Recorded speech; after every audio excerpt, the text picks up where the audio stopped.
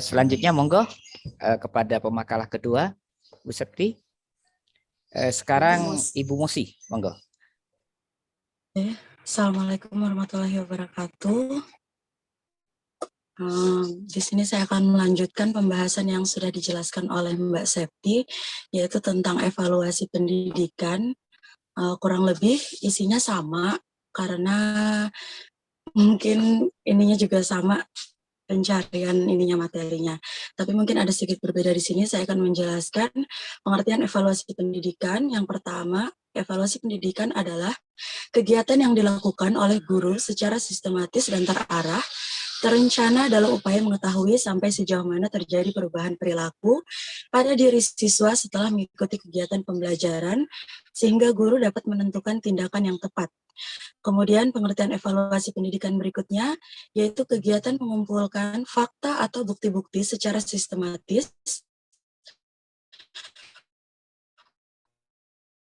untuk menetapkan apakah telah terjadi. Menurut Stafelbeam, kegiatan evaluasi merupakan proses yang menggambarkan, memperoleh, dan menyajikan informasi yang berguna untuk menilai alternatif keputusan. Kemudian fungsi dari evaluasi pendidikan berfungsi untuk mengukur, evaluasi pendidikan berfungsi untuk memberikan gambaran bagi para pengajar untuk menilai karakteristik seperti kelemahan dan kelebihan yang dimiliki oleh peserta didik. Dalam evaluasi itu ada terbagi menjadi dua, yaitu ada evaluasi mikro dan ada evaluasi makro. Yang pertama, evaluasi mikro itu terdiri dari evaluasi sumatif, evaluasi formatif, dan evaluasi penempatan. Bertujuan untuk menetapkan tingkat dia lulus atau tidak. Evaluasi sumatif terdiri atas peserta didik di awal pembelajaran, yaitu tentang penentuan nilai akhir dan ulangan akhir semester yang dijelaskan sebelum pembelajaran dimulai atau pertemuan pertama biasanya. Bisa dalam segi akademik, prestasi, maupun kegiatan-kegiatan yang dilakukan oleh sekolah. Kemudian yang kedua, ada evaluasi formatif.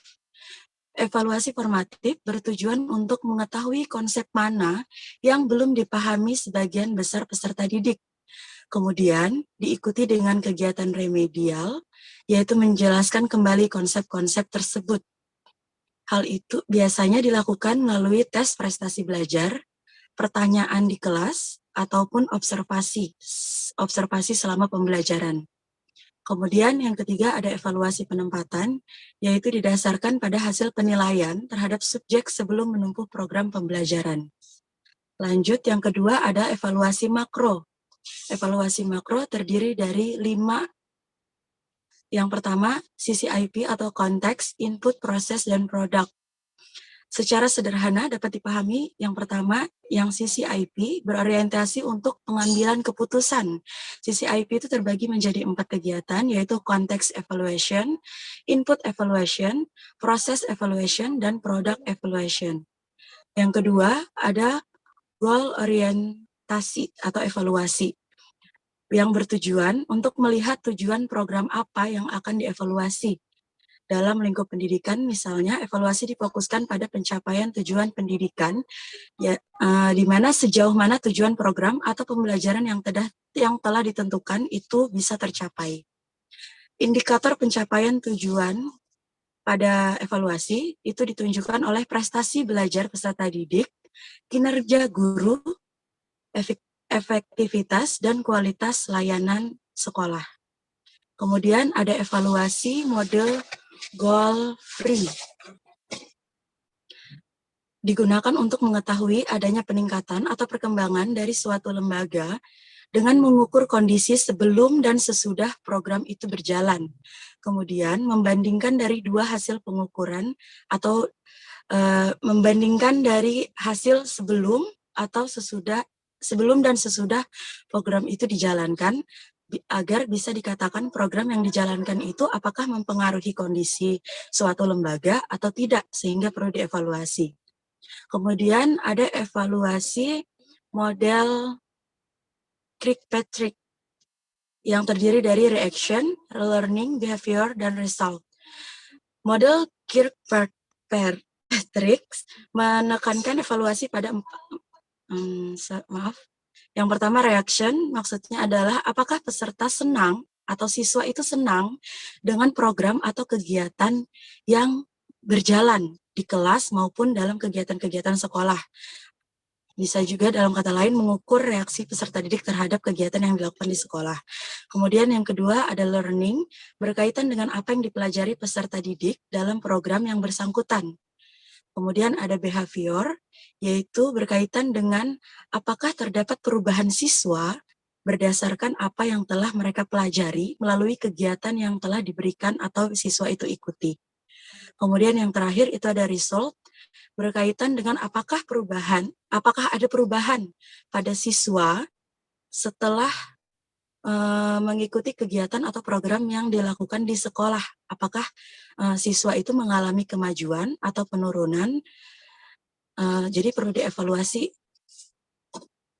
Kemudian apa yang harus dilakukan oleh seorang guru dalam evaluasi pembelajaran? Yang pertama yaitu analisis kebutuhan, yang kedua menentukan tujuan penilaian, yang ketiga mengidentifikasi kompetensi dan hasil belajar, menyusun kisi-kisi, mengembangkan draft instrumen. Biasanya guru itu mempersiapkan RPP, silabus, proto, prosem, dan instrumen-instrumen lainnya. Kemudian apa yang harus dilakukan saat evaluasi? Yang pertama melakukan sebuah perencanaan, biasanya yang tadi saya sebutkan yaitu guru itu mempersiapkan RPP dan instrumen lain. Kemudian melakukan penyusunan data dan bahan, biasanya dalam RPP itu kan tercantum biasanya media dan bahan ajar apa yang akan digunakan, jadi harus disusun dan dipersiapkan dulu. Kemudian yang ketiga melakukan sebuah pelaksanaan, memberikan penilaian dan review. Kemudian yang terakhir membuat hasil laporan yang akan dievaluasi di akhir pembelajaran. Kemudian apa saja indikator kinerja guru?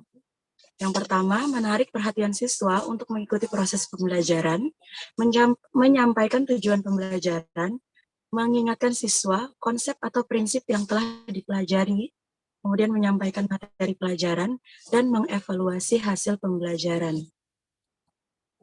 Nah, karena saya ini guru madrasah ibtidaiyah, dan biasanya di sekolah itu ada supervisi atau pengawas, dan supervisi itu berfungsi untuk berperan untuk meningkatkan mutu kinerja guru, melengkapi kepemimpinan sekolah, meningkatkan keefektifan kurikulum, meningkatkan keefektifan dan keefisienan sarana dan prasarana sekolah, meningkatkan kualitas pengelolaan sekolah, maaf di situ banyak typo.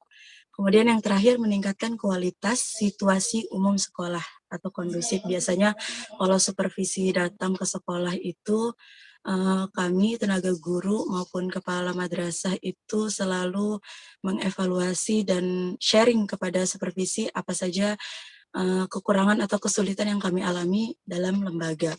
Dan biasanya supervisi itu memberikan solusi atau bahkan motivasi yang harus kami lakukan untuk perbaikan ke depannya. Dan biasanya dalam sekolah itu ada PKG, mungkin di sini ada banyak ibu-ibu bapak pengawas, mohon maaf kalau saya banyak salahnya, cuman sekalian sharing, biasanya kalau di sekolah itu ada yang namanya PKG, penilaian kinerja guru, dan PKKS kalau nggak salah, penilaian kinerja kepala sekolah. Mungkin itu materi yang bisa saya sampaikan, kurang lebihnya saya mohon maaf. Assalamualaikum warahmatullahi wabarakatuh. Waalaikumsalam warahmatullahi wabarakatuh. Baik Bapak Ibu Saudara sekalian, dua pemakalah sudah menyampaikan terkait dengan masalah tema yang sudah diambil oleh beliau dari Ibu Mosi, sudah bagus barusan menyampaikan.